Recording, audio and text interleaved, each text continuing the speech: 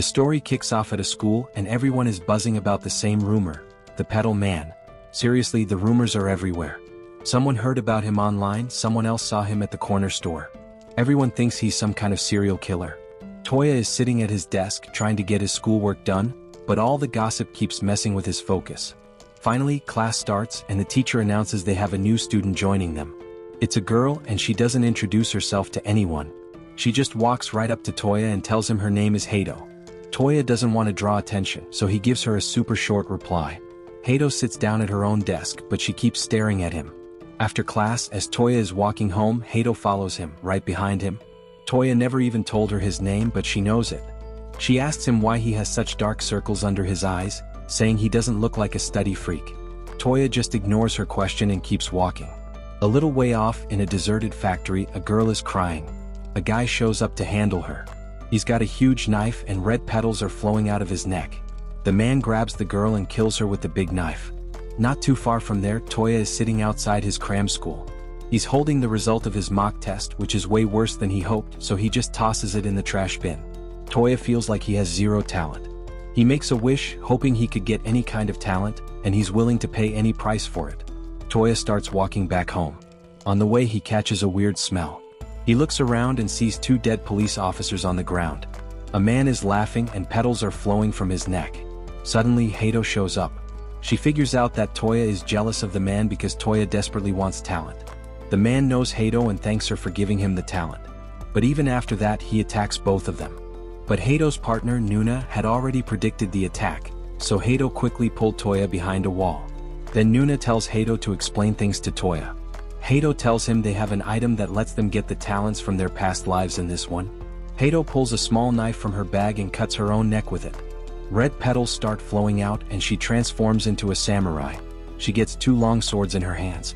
Just then, the man finds them. He attacks Hato with his big knife, but Hato easily blocks his attack with her swords and then wounds him with a sword strike. Hato starts fighting the man like a master swordsman. It looks like she's been training with a sword since she was a kid. Toya is shocked by all this, so Nuna explains to him that by using a reincarnation branch item, one can get the talents of their past lives. People who manage to do this are called returners. The man rips a tree out of the ground and throws it at Hato, and she cuts right through it without any trouble. But Toya is more interested in why the petals are coming out of their necks. Nuna explains the petals are proof they've gotten a talent from their past life. One can get the talent of anyone from history, including heroes who want to work for the good of humanity, and bad guys who work for the destruction of humanity. These people are called sinners.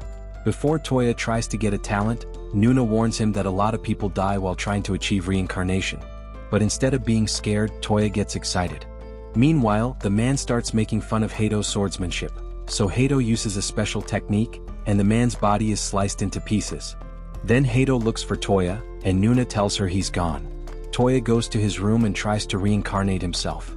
Petals are flowing from his neck, but he's unconscious. The next morning, when Toya opens his eyes, Hato is in his room. She tells him he successfully became a returner. Then Toya tells Hato why he was so desperate to get a talent. He explains he had an older brother who was always number one in every subject in sport. But Toya was never number one in anything, so his parents constantly compared him to his older brother. Then one day his older brother suddenly died, and his parents blamed Toya for it and eventually kicked him out of the house. Toya now wants revenge on them. He wants to get a talent and burn those people who always made fun of him. But more than anything, he wants to prove to himself that he's not useless. Hato finally understands why Toya was so desperate for talent. Just then, Nuna sends them a message asking them to come to her. Toya goes with Hato to meet Nuna. He sees that Nuna is just an ordinary girl like them. Nuna tells them that all their companions have gone to eliminate the evil returners and will return to the Forest of the Greats afterward. Nuna gives them both a mission. They have to go and eliminate an evil returner named Vlad 3. But before finishing off Vlad, she wants to gather some information about him, so she asks Hato to keep him busy in a fight for 10 minutes. Nuna gives Toya a device so he can collect the data from their fight and send it to her. After this, Toya starts walking back home. He sees a thief running away with a purse of a girl, so he decides to use his talent. He cuts his neck with a knife, which activates his talent right arm of the thief.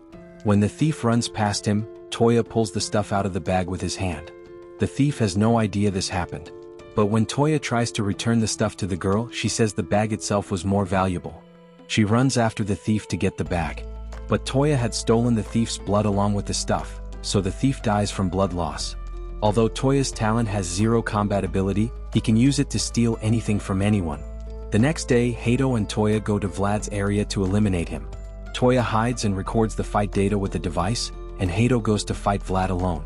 Vlad uses his talent, which makes sharp thorns emerge from the ground.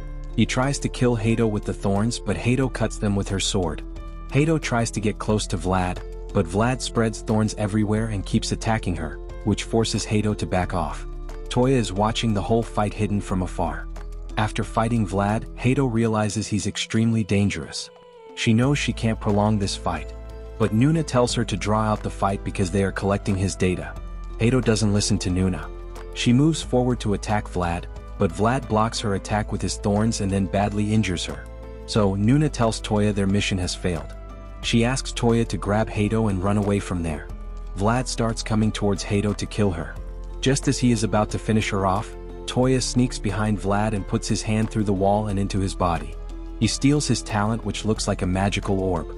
But even this doesn't kill Vlad. He is about to kill Toya and Hato when a deep smoke covers everything around them. They hear a voice that commands Vlad to return. Vlad can't refuse the command of the voice even if he wants to, and as soon as the smoke clears, Vlad is gone. Their mission is successful.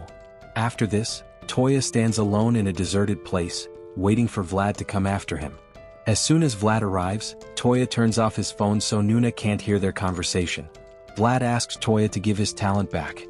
Toya asks Vlad if he told anyone about his talent being stolen. Vlad says it would be too embarrassing to tell anyone, so Toya activates his talent. This time, the talent appears in both his hands. He uses Vlad's talent and finishes him off with thorns.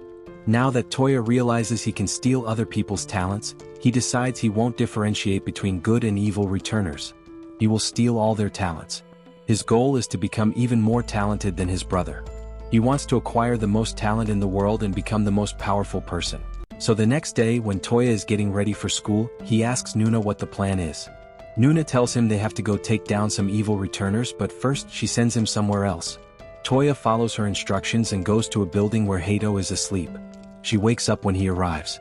Nuna tells her to get ready for the mission. She sends both of them after an evil returner named Gary, who is apparently taking young people into the forest and killing them. When they get to Gary's territory, Nuna warns them about his attack, and they manage to dodge it. Then they see ropes tied everywhere on the trees and Gary is standing right on top of them. Hato immediately transforms into her reincarnation form. Gary makes fun of her look, but Hato finishes him off with a single swing of her sword. Nuna gets mad at Hato because this time she wanted Toya to get some fighting experience. Nuna orders them to come back and they leave the forest. But they have no idea they've been spotted by some soldiers who are hiding and keeping an eye on Gary. Now Toya and Hato are their new targets. Nuna then sends Hato after another evil returner who is using scissors to kill innocent people. Hato's teammates, Newton and Einstein, are watching him run from a distant building.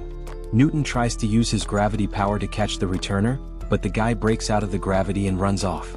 So Einstein teleports over to him, grabs one of his arms and teleports back with it.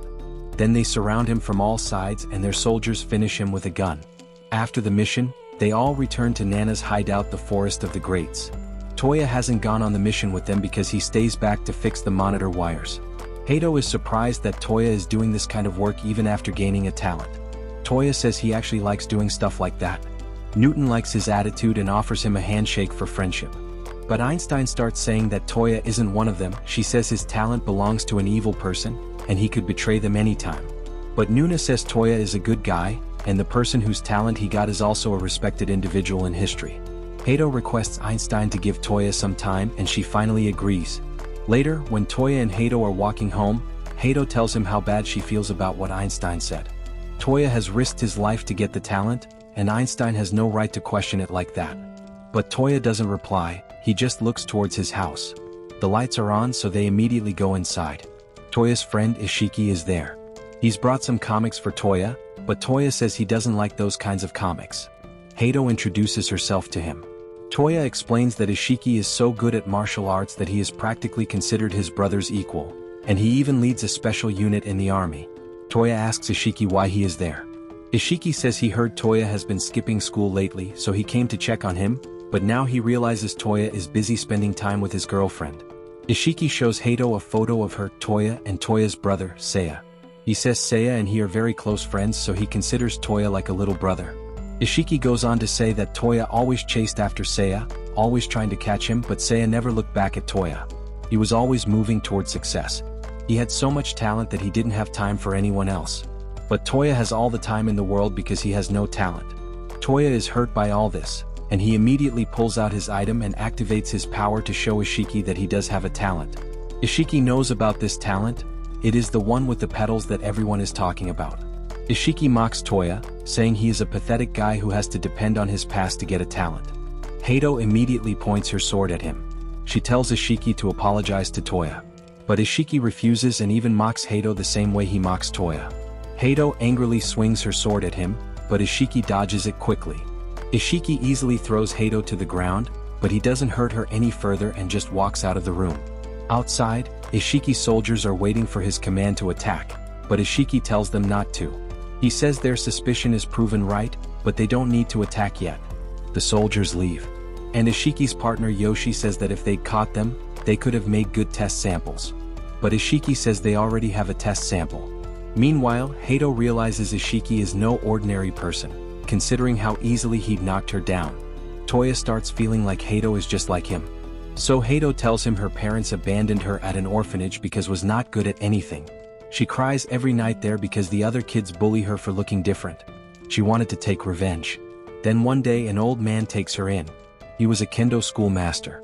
The man's family was totally against this decision, but he still raised Hato like his own daughter and taught her all the skills of sword fighting. Hato worked really hard to learn kendo, but she quickly realized she has no natural talent for it. So, just like Toya, she was desperate to gain talent. Then one day she got the talent from the branch of reincarnation, and accidentally seriously injured her father, which led to his family kicking her out of the house. After her father was injured, their dojo was closed down. Now, Hato wants to open the dojo again after becoming a master swordsman, but for that, she needs to become a complete returner. Toya asks what she means by a complete returner. Nuna explains that everyone else, except them, are complete returners at the Forest of the Greats. Their past forms are permanent. But Toya and Hato revert to their original forms after their time limit runs out. However, as they keep using their reincarnation, the duration of their past form increases, and one day they will become complete returners like the rest of them. Later, Toya and Hato turn off their phones so Nuna can't hear them. Then Toya shows Hato the talent he stole from Vlad. Hato thinks his talent is pretty awesome, but Toya is scared that he might hurt his friends to get their talents. But Hato tells Toya there is nothing wrong with it. She thinks he should steal his friend's talents whenever he gets the chance, and she doesn't see anything bad about it.